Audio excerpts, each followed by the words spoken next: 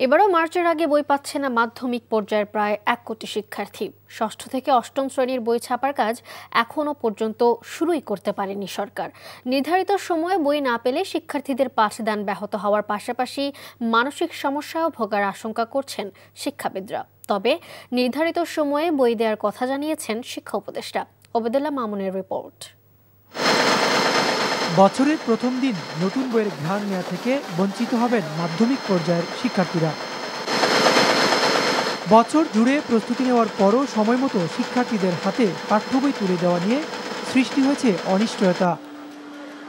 2026 শিক্ষাবর্ষের জন্য প্রায় 30.5 কোটি পাঠ্য বই ছাপা হবে, যার মধ্যে মাধ্যমিকের বই 21 কোটি 90 লাখ, নবম শ্রেণীর বইয়ের সংখ্যা প্রায় 6.5 কোটি।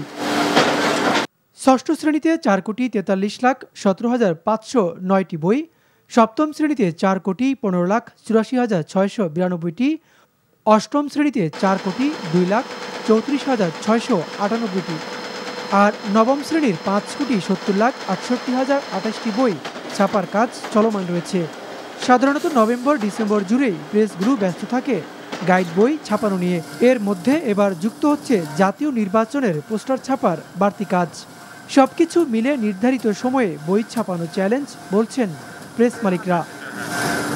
আমাদের অনেক চ্যালেঞ্জ আছে, বিদ্যুতের সমস্যা আছে, একসাথে কাগজের ডিমান্ডটা যখন তৈরি হয় ওই কাগজ কলগুলি সাপ্লাইয়ের একটা আপনার কোলাবোরেশনে দেখা যাচ্ছে যে ইকুইলিব্রিয়াম পয়েন্টে আসার দরকার আছে।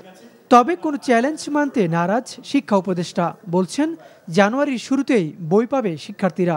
সরকারি যখন ক্রয় প্রক্রিয়ার মাধ্যমে যায় অনেক কিছু চাহিদা থাকে, সেই চাহিদাগুলো মনে করেছেন ঊর্ধ্বতন কর্তৃপক্ষ যে এই চাহিদাগুলো মেটাতে হবে, আমরা সেটা মিটিয়েছি এবং তারপরে এটা এখন শুরু হচ্ছে। আমরা মোটামুটিভাবে নিশ্চিত এটা বছরের প্রথমেই ছাত্রদের কাছে, এটা ছাত্রছাত্রীদের কাছে বইগুলো চলে যাবে। নতুন শিক্ষাবর্ষে মাধ্যমিক শিক্ষার্থীদের পাঠদান ব্যাহত হওয়ার শঙ্কা শিক্ষাবিদদের।